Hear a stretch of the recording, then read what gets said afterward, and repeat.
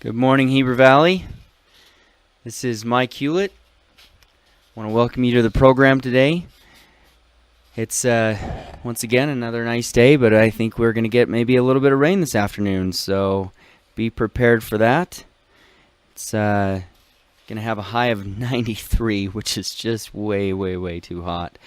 And isolated thunderstorms, they're expecting them to come in the late afternoon and evening, so be aware of that. Make sure you don't leave anything out that can't get rained on.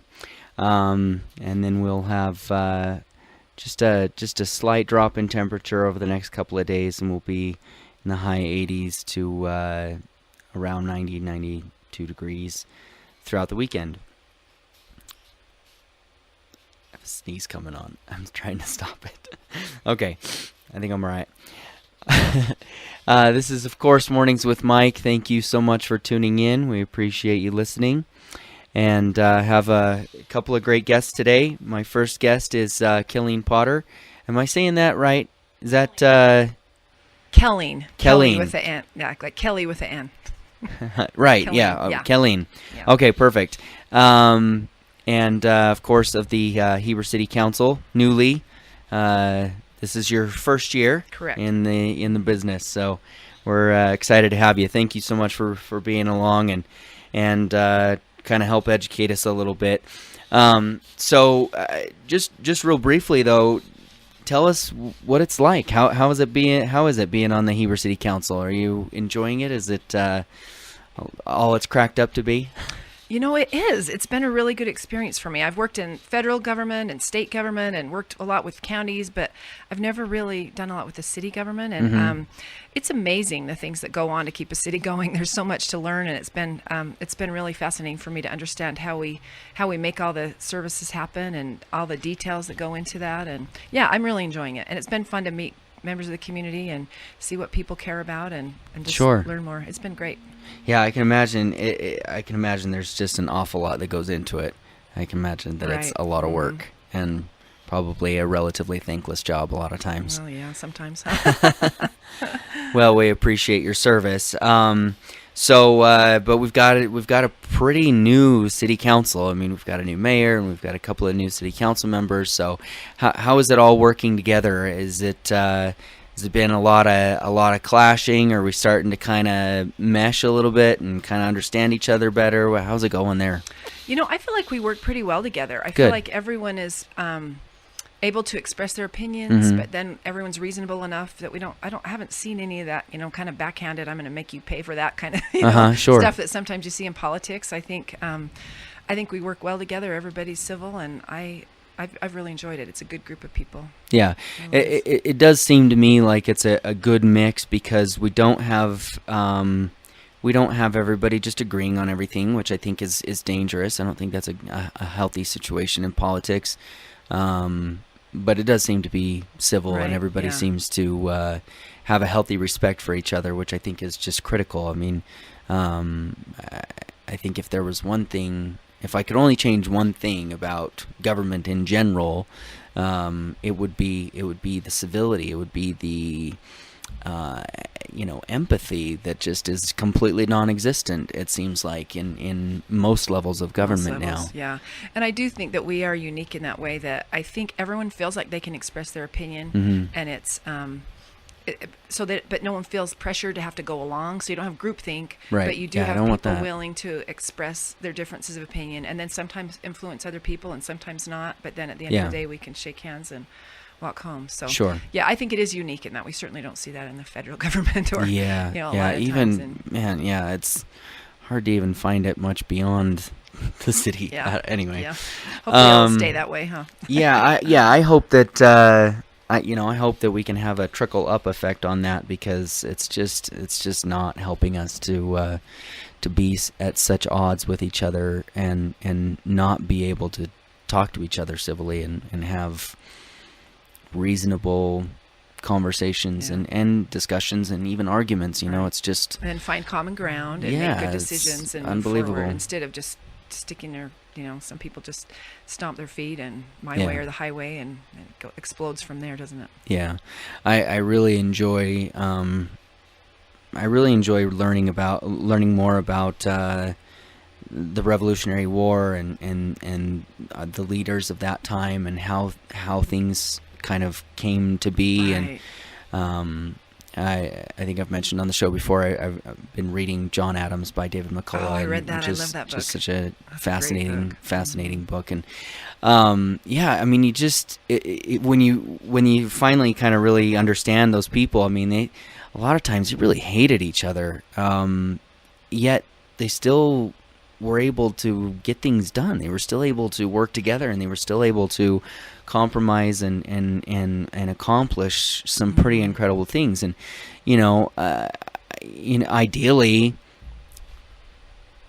slavery should have been outlawed from day one. That's what John Adams wanted. Yet, Right. if they hadn't allowed slavery to continue, the nation would have never existed. Wouldn't have happened. Yeah. And eventually we had to fight a very bloody war to get that to change, which is just very sad. But we were able to survive that as well due to the timing. I mean, it's Right. just, you have to be willing to compromise. I mean, we all have our ideals. We all have our strong, deeply held beliefs, and we all think that we know better than the other guy or girl.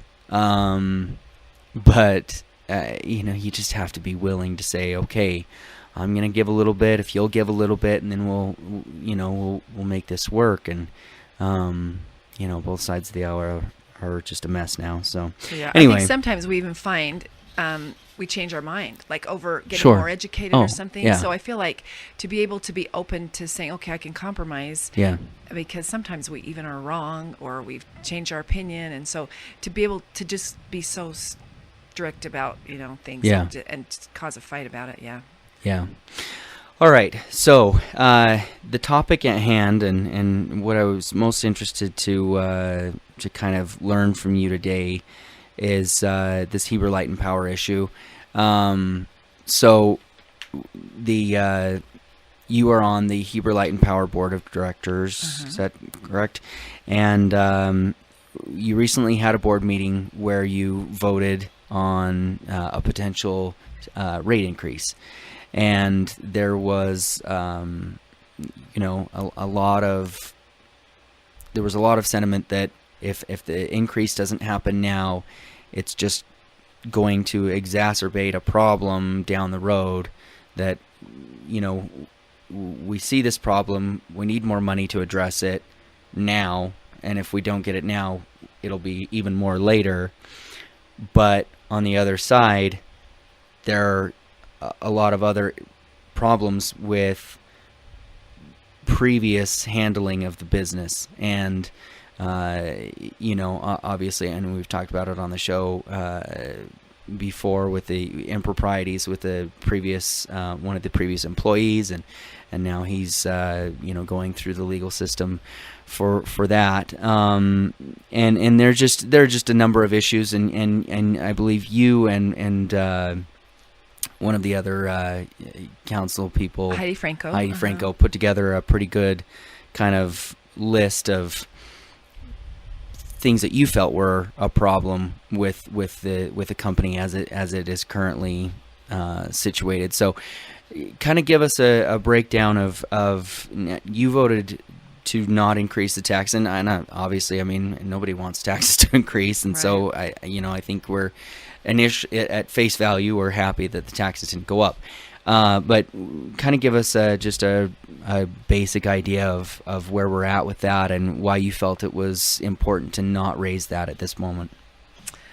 Well, my decision that I felt like I couldn't support it. It wasn't a personal thing. Like, I think we all agree, and we've never said that these people aren't doing a good job. And I don't think we want you to make personal decisions. Yeah, that's in what that. I'm saying. It wasn't Yeah. about people. I know that some people have felt upset about it, the employees, but I wasn't about that. It wasn't punitive. It's just that I feel like from other levels of government that I've worked in, and just from what's reality, they just spend too much money. And it's just, there's some things that I feel like need to change to bring them in line with salaries, benefits, even just business expenses, the way that things are done at the city level. I mean, Heber City owns 75% of Heber Light and Power. Okay. And there's things that would never happen at the city, money that wouldn't be spent in certain ways that are being spent there. So I feel like, for me, one of the biggest things we need is transparency.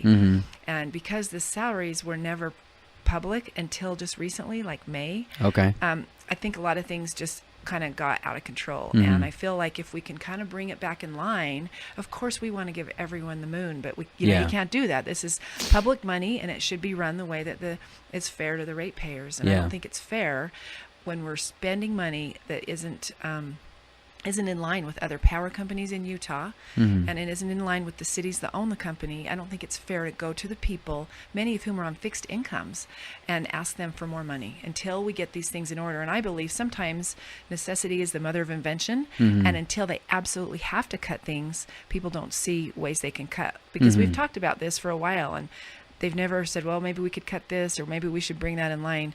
And so I think maybe if they have to really look deep at it, the management can come back with some things, and we as a board can come back, and maybe there's employees that have ideas of ways to save money so that we're not having to go to the ratepayers yet. We will have to. I mean, you look at the numbers, and it's going to have to happen.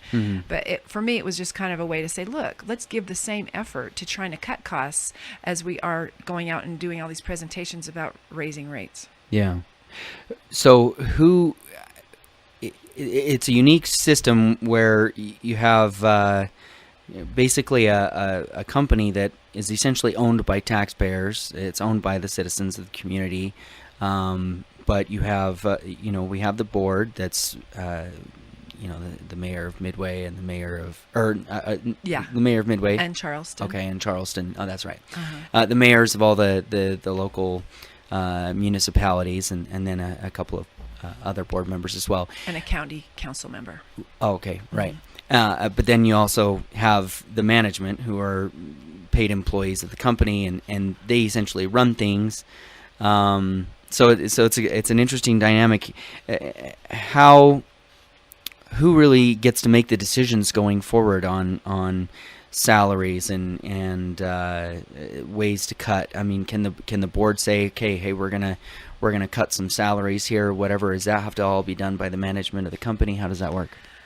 Well, the board actually ultimately can decide. There are some legal things you have to look at, and there's certain protections and things, and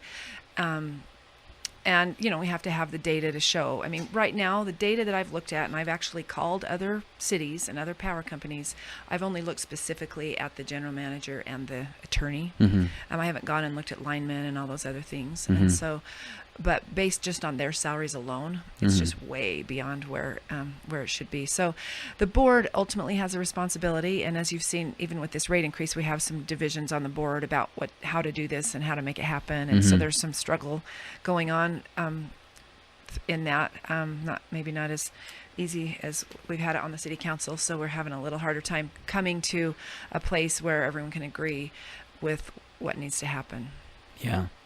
Yeah, that's tough, but theoretically the board could make decisions on that.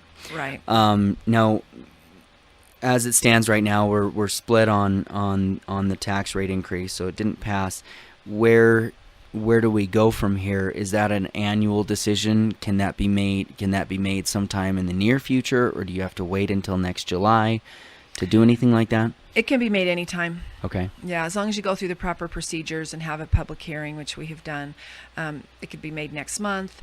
I don't know when it will be on the agenda, but I know that the mayors have met with the management and tried to look at ways to cut costs. And Heidi has a document that she's put together with some of the things that we've done and looked at to try and say, look, here's some ideas, here's some things that we think could be cut, and hopefully we'll be able to consider those as well at either before or at our next meeting. Okay. So what do you feel the company,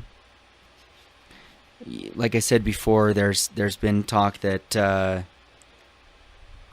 not making the tax increase now is going to have greater consequences down the line.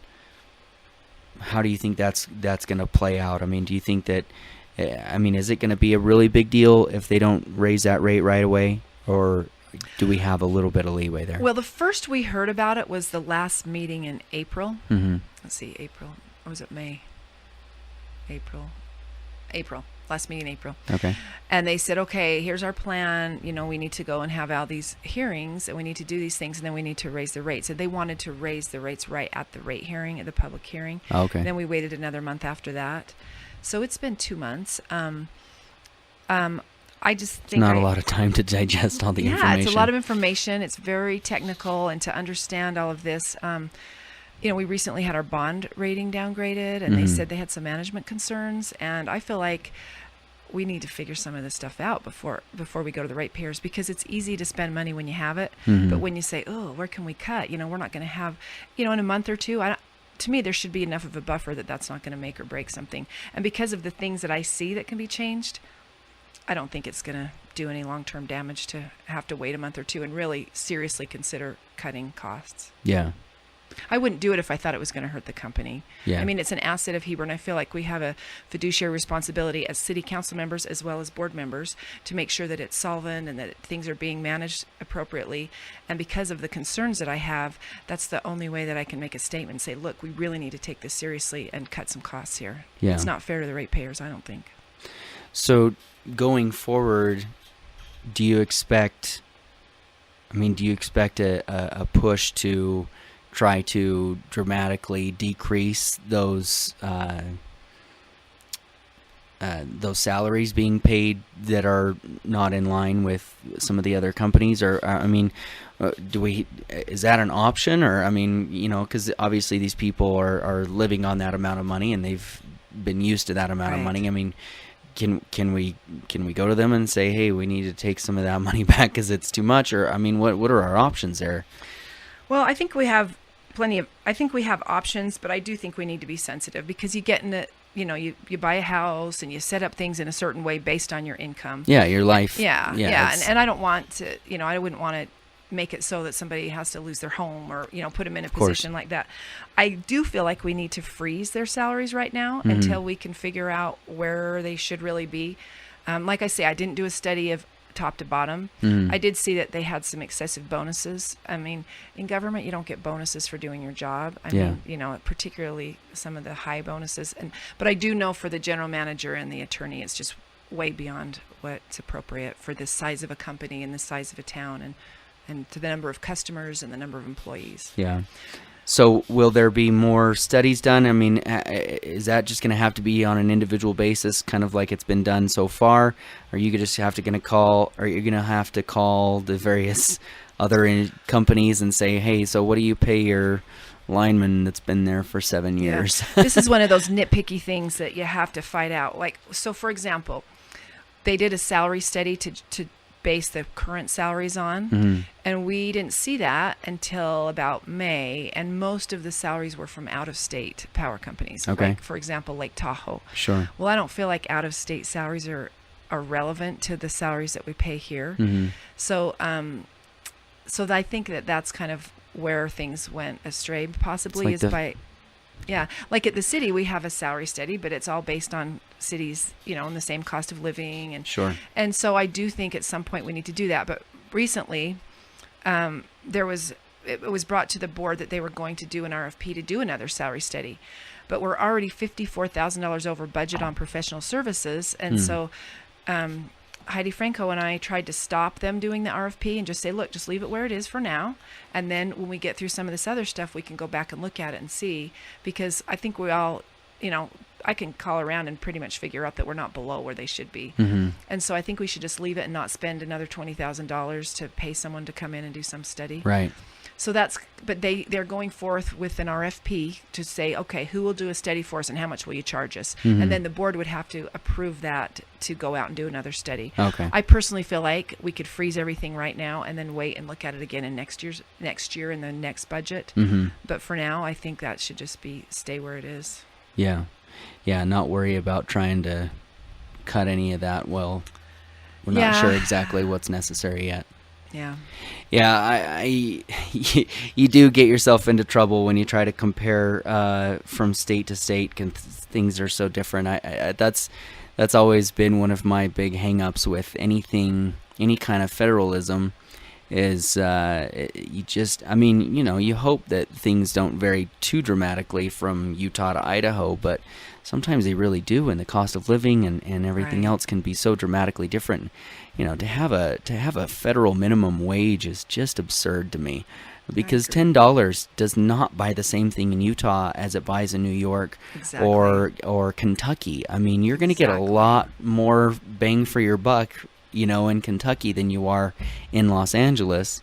And to have a federal number that any kind of, I mean, the whole federal tax system just drives me crazy. Because it just is so,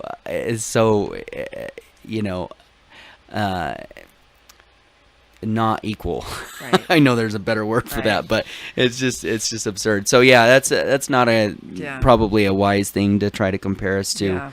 You take Econ 101 out of the and see state pretty clearly that federal minimum wage is not going to do what they want it to do. No, it's crazy. So it might be great for the people in Kentucky though, because it's like giving them $30 an hour.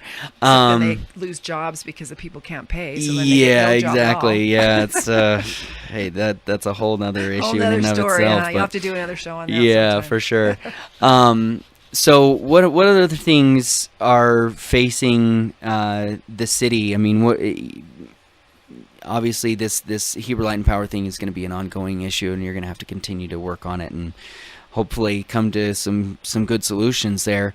What are some things that are facing the city that you feel are important that people are aware of going forward into the next couple of years? What is there anything that you think that we need to really be aware of what's going on with the city? Well, we are in the process of building a new public safety building. Right. And that's a big deal. Unfortunately, we can't do that for free, so you will see an increase on that. But there will be a hearing coming up. I should have had that date and time on my paper. Anyway, we'll find it and announce it in your calendar. Sure. But it's much needed. If anyone walks through where they're currently housed, you would see that it's not only it's falling apart and it's dangerous, and there are some liabilities that would cost us a lot more than we're going to pay for the whole building if we had any problems. So anyway, thankfully that's on track. It's going to be a beautiful building. It's going to there's going to be a community room for the community to come, and if you want to have some kind of a meeting or small gathering up to, I think we said 70, 80 people, kind of an open area outside, nice area for landscaping, just kitty corner at the same building same lot where it is now, the same block, kitty corner from the city park. So I think that's exciting for our city. It'll be a nice thing on Main Street, and it will be a facility that's not just for the public. It's also the courts. It's the courts, the police, and this community area that people can use. So that's coming up. Still concerns over traffic on Main Street. There's discussion in different directions. There's supposed to be a pipe in the works to kind of pipe some of that oil that the tankers are bringing down Main Street. I think that's possibly in the works. I know that there were a couple meetings earlier in the year that I wasn't able to attend. There was a study actually on our Main Street. We talked about possibly lowering the speed limit, and that might make it feel a little safer if people were going a little slower. But UDOT said the most we could lower it is 5 miles an hour. And what they do is they do a study, and they say 85% of the people are compliant with the current speed limit. And therefore it's not, it's in compliance. If we lowered it 5 miles an hour, they would come back in 6 months to make sure that 85% of the people are still in compliance with the speed limit, and if not, they raise it back up. Gotcha. So it's kind of, that's one thing on the table. I'm not sure if it would make a big difference, and it would require enforcement on the city's part to make sure that everyone was trained to go that 5 miles an hour slower. Yeah. So sometimes that's kind of tricky to do. Another concern is just jobs in the valley that have living wages, where so many people aren't having to drive out of the community and down the canyon and Park City and Salt Lake.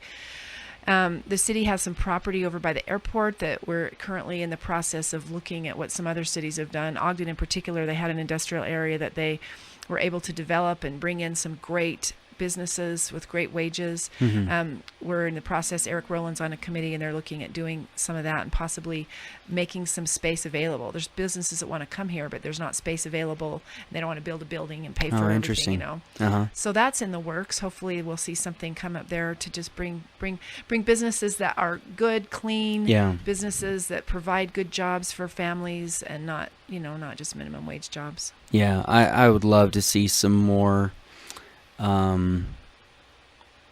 industrial. Well, I don't know if industrial is the right word, but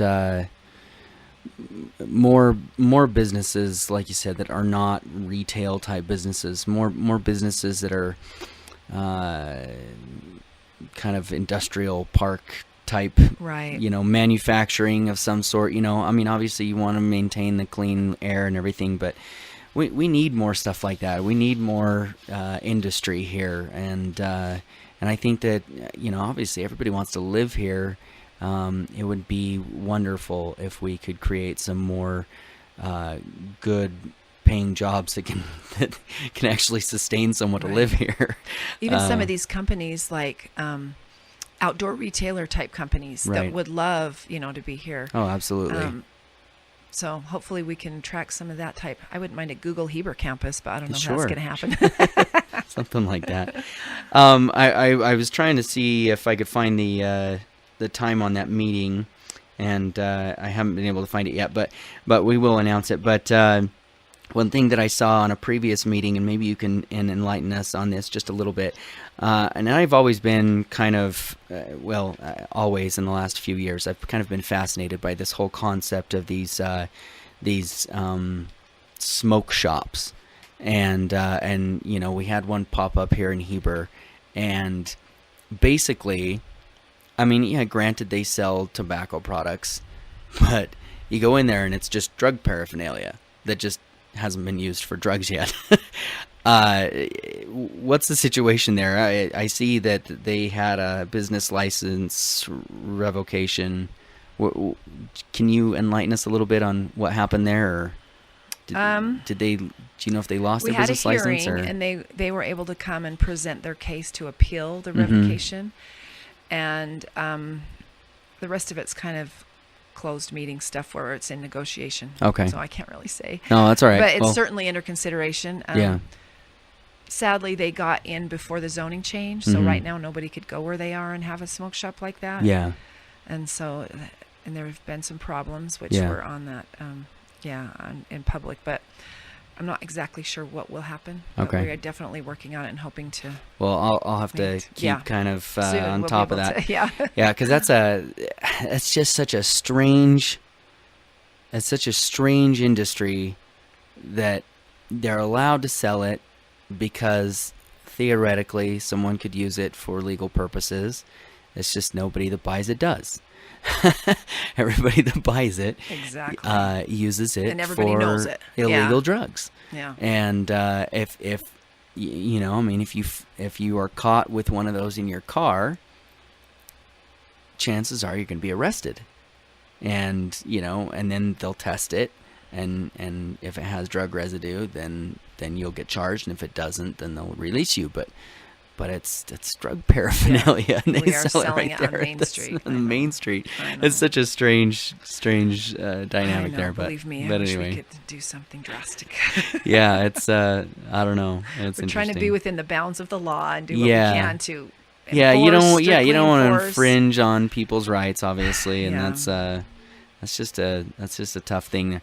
Well, thank you so very much for being on the show. I really appreciate it. I know it was short notice, and I need to be better at giving people better notice on stuff like this. But it's hard because stuff is just constantly changing. Stuff's happening. And you have stuff pop up, and you've got to deal with it, and then all of a sudden something else is happening at the same time, and you don't get a chance to talk about it, so you need to get somebody on later. And anyway, so thank you so much for being here, and hopefully we can continue to discuss these things as time goes on, and you can keep us informed here, because that's what we're trying to do. We're just try to stay informed and know what's going on in our community. Yeah, and the more we hear from the public, and the more people care about issues and come and voice their opinions, the more things go in the direction that they want it to go. It really makes a difference. It really does. Yeah, there's no question. I mean, you can see I mean, small town politics. It's pretty easy to have a pretty loud voice if you want to. So, yeah, it's impressive what can be accomplished there. So, anyway, thank you again for You're being on the welcome. show. Again, our guest has been Kelleen Potter, and she's on the Heber City Council and also a member of the board on for Heber Light and Power. So, thank you. Thank you So much. Appreciate it. All right, so as we wait for our next guest to appear, we're just going to talk about a couple of other things going on right now. The Rainbow family, their group is done as far as the official gathering. So they're making their way out. They estimate that approximately 80% of them are already gone. So, it's pretty remarkable to me that, or I don't know if it's remarkable or I guess just somewhat unexpected that things went so well. We did have some problems. There's a story on KSL right now talking about 3 more men having been charged as with various crimes, drug related and some assault and things like that. But it was all kind of against each other. It wasn't stuff that happened down here in the valley. So I guess there are going to be some of them that are going to stick around for a while, but hopefully they will clean up the mess and deal with. I don't know. I haven't been up there, so I don't know what it looks like now. But it was a busy week for me. I really wanted to go up just to kind of see what it was like so I could report back, but I have heard some firsthand accounts, and I'm kind of glad that I didn't go up there. There was a lot of public drug use and public nudity, and I'm kind of glad I skipped it. So anyway, but they're on their way out. So they say that only about 8,000 people showed up, so that was much better than the estimate. Some estimates were as high as even 30,000. So 8,000 was a pretty easy number to handle for us, I think. So, but it did end up costing our local law enforcement and county services upwards of $100,000. So that's not great. But they're out and they won't be back for a long time. They'll go somewhere else. So anyway, all right. I want to welcome our next guest. So if you will have a seat right there, and I will pull your microphone up there, and then I'll turn it on so it doesn't drive the listeners crazy. All right, there we go. Okay, you're here. Yeah, can you? Oh, she probably turned off the switch too. All right, Maria Buckley-Hayes. Good morning. Thank you so much for being here. I appreciate it. Okay, so you have to leave soon, so we're going to get right into it. Basically, you are a realtor. 20 years this month, yes. 20 years this month. That's a long time. You didn't just jump on the realty bandwagon. Nope. Been through a lot of ups and downs. Yeah, lots.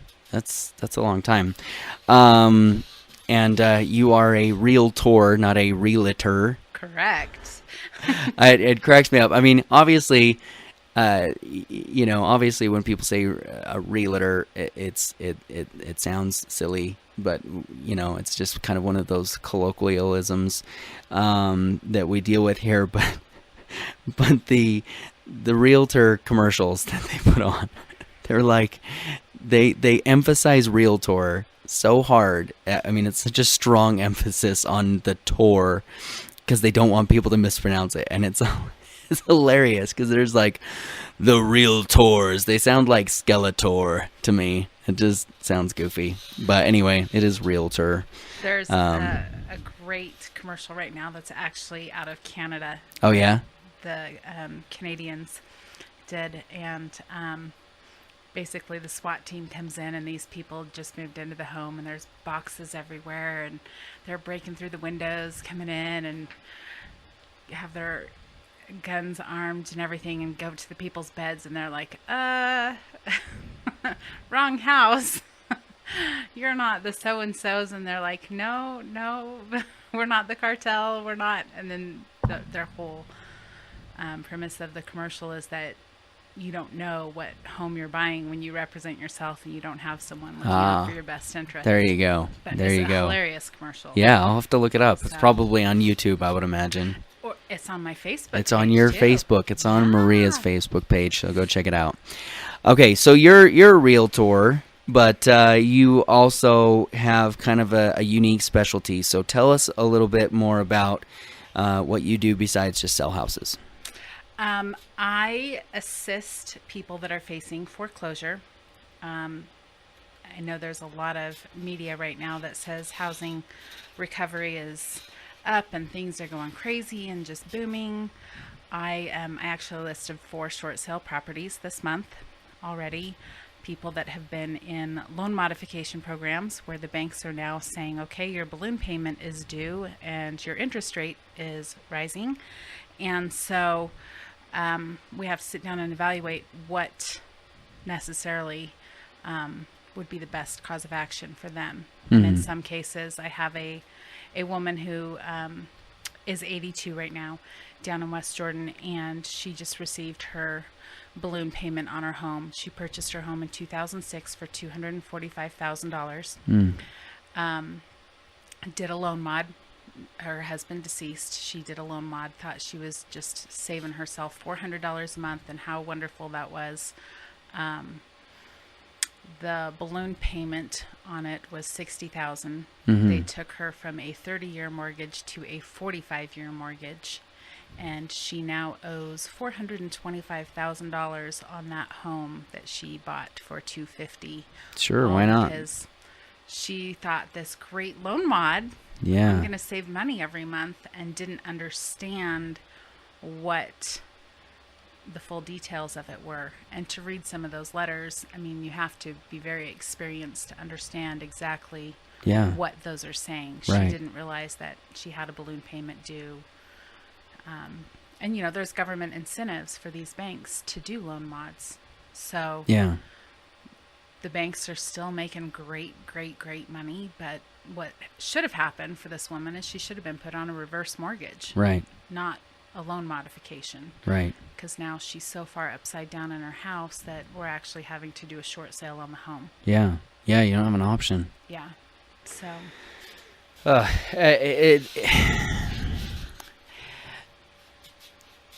I'm sure that there are well-meaning people in the industry, from top to bottom, but just this kind of stuff just seems outright criminal. I mean, I don't understand how people that are doing these loan modifications and stuff aren't going to jail. I mean, it seems just purely criminal to the me. banks are working within the gray area.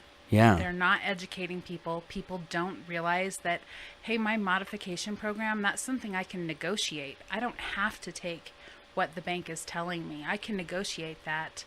And unfortunately, because so many modifications went through, 4 or 5 years ago, and some are still going through, the banks, what people forget, the bank's working for the bank. The course, bank is not yeah, they're- looking out for your best interest. Right. Even though they may be offering you this great program, banks are for profit. yeah, And so they're going to do what they need to do to maximize that profit. yeah. I just I have such a hard time with this. I mean, from the moment the housing market collapsed and everything fell to pieces in 2008 and 2009, it's like, hey, we rip you off, and now the government's giving us a bunch of money to rip you off again. And it's going to be government sponsored, and it's going to be encouraged by the government, and it is going to rip you off so much more than we have done in the past, and it's all going to be just like a government program. It's just beyond my comprehension that this stuff is allowed to go on, and I don't know who to call. I don't know who can make a difference here. It's just bizarre to me. The worst part, I think, is when you look at our VA loans. You look at people that have gone out that have fought for our country, and they purchased their home when interest rates were at 6%, and then the housing market crashed and interest rates went down in the freeze. They did not offer, and still to this date, do not offer any programs for people on VA loans. So if you are upside down in your home and your home hasn't quite recovered to the price that you purchased it for, and you're paying 6% and you've never missed one house payment, you've been very diligent, there's nothing that they will do for you. Really? However, any other loan, they'll say, oh, go a couple months late on your payment and we can put you in a loan mod and we can lower your interest rate, and we can. So it's really unfortunate that that we treat our veterans this way, and that nothing still has been done about it. And I've lobbied and I've sent multiple letters, and you just get those genuine thanks. Yeah, thanks so much. Thanks. We filed that in the they've sent to 50 other people. Yeah. Yeah. So, but it's very unfortunate. It's just unbelievable. Okay, so if people are upside down, if they are having trouble paying their payments, if they've gotten a letter from their lien holder or whatever saying, hey, we want to help you, or you should stop making payments. I mean, never stop making payments, right? Never. I mean, they tell you to. Yeah, they say in order to qualify, you need to be 30 days late. Well, guess what? You don't. Yeah.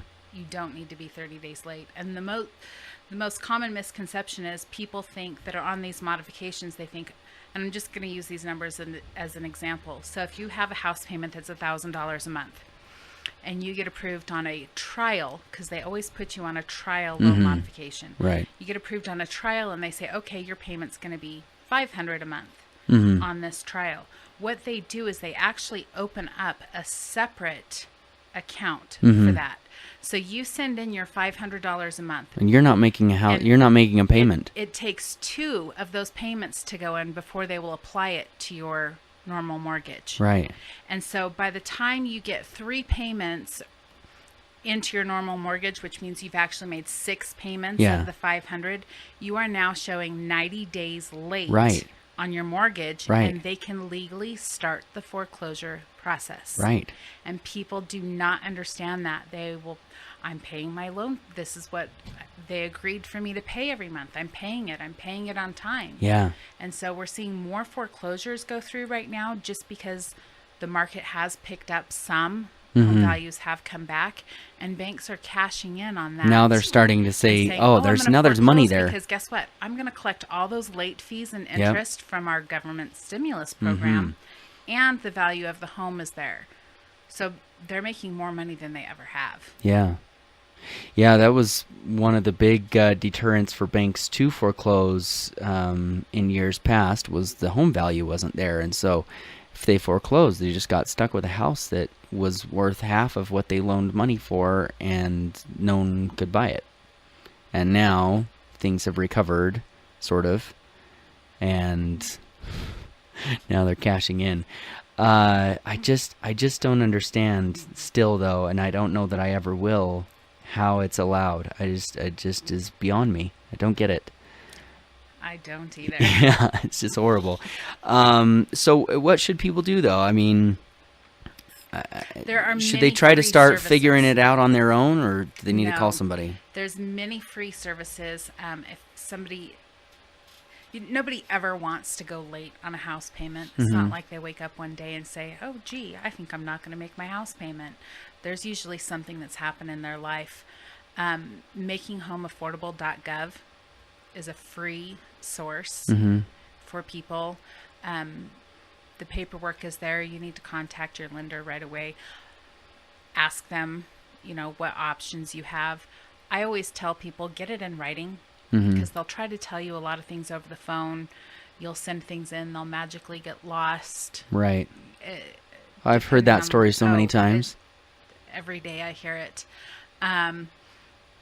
there's free help out there. I help people all the time. Yeah.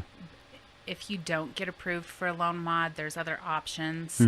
But don't ever pay someone to do it. Yeah. Number one, do not ever pay someone to help you, because that's free. Right. And there are, unfortunately, people that make money Yeah. on other people's times of weakness. Yeah. Yeah. I mean, So- that was big business a few years ago. All these companies that were offering to help you do your loan modification and do it all for you for a fee, and then you paid the fee, and then they went out of business, and they said, sorry. And I have people that I've helped all over the state that I've helped them get their loan mods, and then they, the market's picked up and they've decided that they now want to sell. And of course they call me first, Sure. because I was the one that helped them and didn't charge them Sure. get that loan mod done. Yeah. So Yeah. It's, I wish I could emphasize, I would like to emphasize, and I wish I could sometimes I wish I could force people. We live in a day and age where everybody wants to do everything on their own. We live in a DIY, this is like the DIY generation. We just want to do it ourselves. And there are certain things that you're totally fine doing things on your own. I mean, if you're educated in a certain aspect of life or finances, of course you can do it yourself, because you know what's going on. But if you're not educated in the area, doing things on your own, I mean, you can get by. Yeah, sure, you can sell your house on your own. Sure, you can buy a house on your own. Sometimes you can fix your car on your own to an extent. I mean, you could probably change your own oil and different things like that. You can change a tire or whatever, rotate your tires if you're real ambitious. There are a lot of things that you can kind of get by doing on your own. But I just wish more people recognize the importance of having a professional help them in these things. It just, even if it costs a little bit of money to pay a professional to do it the right way, it will save you so much time and money and headache and heartache in the future if you just have someone help you that is a professional, that they do it every day, that they study and learn about it all day, every day. They're constantly, they're on top of every single little change. They are they eat, sleep, and breathe that aspect of life. And it's just, and I've made this mistake myself so many times, thinking, well, I can just do it on my own. I can learn about it. I can watch a video on YouTube, and I've skated by with some stuff. I've fixed some somewhat complicated things in some cars a few times that really had no business doing. And I mean, I had a heater core go out in a car once, and this particular heater core was located on the inside of, it was on the inside of the car, right next to the fire shield. So you had to take the entire interior of the car out to get to it, to replace it. And so I was like, oh, I can figure this out. And I bought a book and went through the whole process. It took me like 6 months that I could have paid someone to do in a day. Well, I always say you wouldn't hire your landscaper to perform surgery on your knee. Sure. And it's the same thing when it comes to real estate. Yeah. People that go out there, they might be able to sell a house okay on their own, or they might be able to represent themselves okay on the purchase of a home.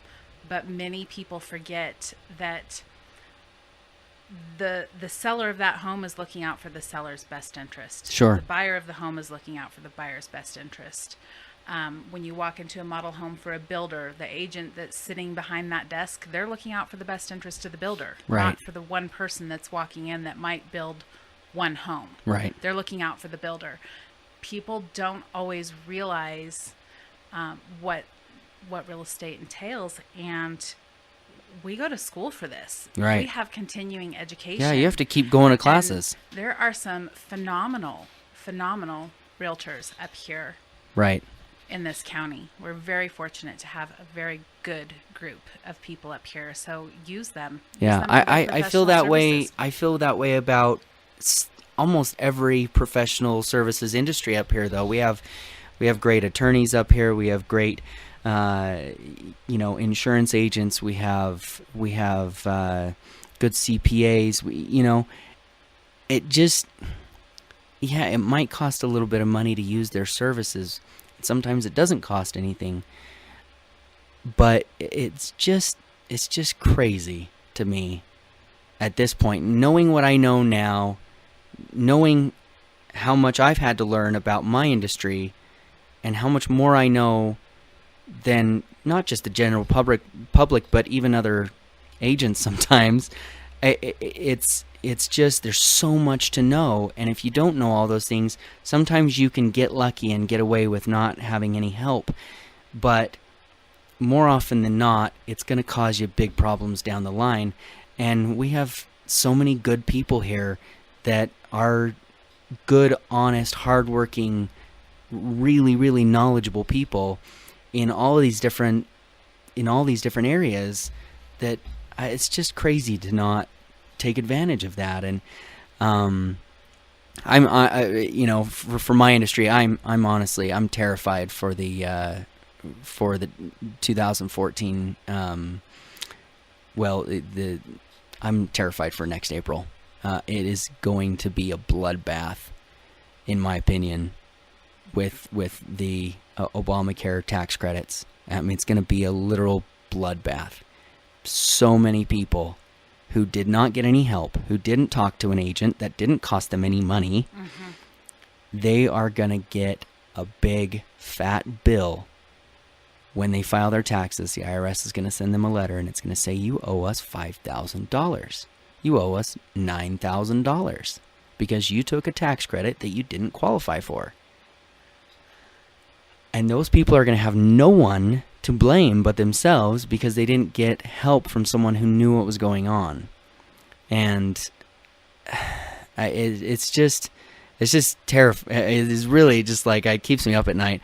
But in your job, people are constantly. I think, why did you not pick up the phone and call someone? Right. Someone could have helped you. Right. It's pick up the phone. There's Yeah. lots of people. There's not a lot of people up in this county that specialize in doing short sales. Sure. Or that negotiate their own short sales. A lot of them are outsourced, but there's help out there. Yeah. Pick up the phone and call. Your home doesn't have to go to foreclosure and be auctioned off. Yeah. I mean, I have personal experience with people that have been helped by you and tried to do it on their own for years and years and years, and just made the problem worse and worse and worse, and paid money to people to do it for them, tried all these different things to get it to work, and it's just, there's just so many there's just so many kind of sharks out there that aren't individuals, that are just trying to take advantage. And they're not licensed. And they're not licensed to do anything. Right. I mean, it takes a lot to become licensed. Really are going to be better served by talking to professionals and getting professional knowledge and advice. And so I hope that if you're out there listening and you have an issue with your house and you're not sure what to do, you're in trouble with your mortgage or whatever, call Maria, call somebody. Don't try to figure it out on your own. It is far too complicated, and there are so few people actually looking out for you that you've got to find somebody who is actually going to be an advocate for you, who actually wants to help you. I just it's a scary world out there right now. I don't know. Do you think that the housing is going to continue to go up like it is, or do you think we're looking at a potential bubble again? It depends on which media outlet you choose to read that day. Sure. Being in what I would like to call the thick of it, where I do get the phone calls from people that are experiencing all these balloon payments, and that their loan modifications are coming up, or their home equity lines are now being called due. I think we're going to stay pretty flat for a while. I don't think we're going to see them go back up. Now, could I be wrong? I could. I don't have the crystal ball, but just from what I see day to day, we deal with day to day what media doesn't put out for another 3 to 4 months. Right. And so we're in the prime buying and selling time of the year. Hopefully we'll finish the summer strong and not totally collapse in the winter. Yeah. Yeah, it's, I don't know. This can be interesting to see because home values have gone up a lot lately, and I just... too fast. Yeah, so They've fast. gone up too fast, which is a repeat of what happened in 2005 and 6. Right, and now there's talk that the government's going to start pushing lenders to start lending at lower credit ratings again. That's exactly the problem we had a few years ago. Yeah, it's... The government was almost forcing lenders to lend money to people who couldn't handle the money. Well, the great thing about Wasatch County is we have the rural housing. Yeah. So you can literally buy a home for no money down, as long as you've got a good job, and, good employment, decent credit. Yeah. And a lot of people don't realize, hey, I makes could it a lot own easier to home get into for a the home. same price as rent. Right. And rentals are pretty scarce up here. Yeah, they go quickly. And they're expensive. And it's expensive to rent here. here. It's expensive as paying rent, and you don't get the tax deduction at the end of the year. Yeah, it's really expensive to rent now. It's crazy. Maria, thank you so much for taking some time. Again, this is Maria Buckley is my guest, and she is an expert at helping you keep your home, or worst case scenario, finding a positive way to get rid of it instead of just having it taken away from you and having your life ruined. So thank you so much for the great work that you do. Thank you for being on the show, and hopefully we'll be able to have you on again soon, and hopefully things continue to get better and not worse. We can just keep our fingers crossed.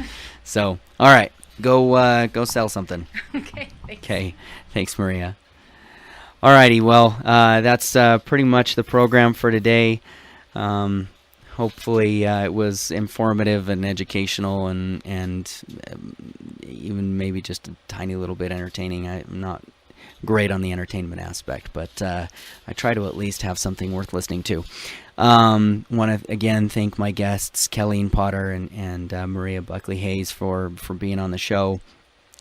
I do want to remind you again, of course, that the Relay for Life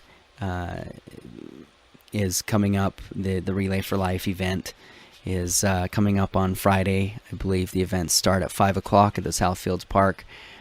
Please make sure that you get over there. Do want to remind everyone that I will be handing out the Relay for Life brag tag unplugged badge thingamajigger, and so you're only going to be able to get it if you come to the relay, so make sure you come to the relay, and I will be there handing those out, and there will be lots of other wonderful things going on there, and it's a very worthy cause, and even if you don't have any money to donate, make sure you show up anyway and walk a lap and honor those who have fought and are fighting and will fight cancer, because it's going to continue to be a part of our society for quite a long time. So anyway, thank you so much again for tuning in and listening. Again, this has been Mornings with Mike. My name is Mike Hewlett, and hopefully you have a wonderful weekend and we don't get too much rain. So you have a great day.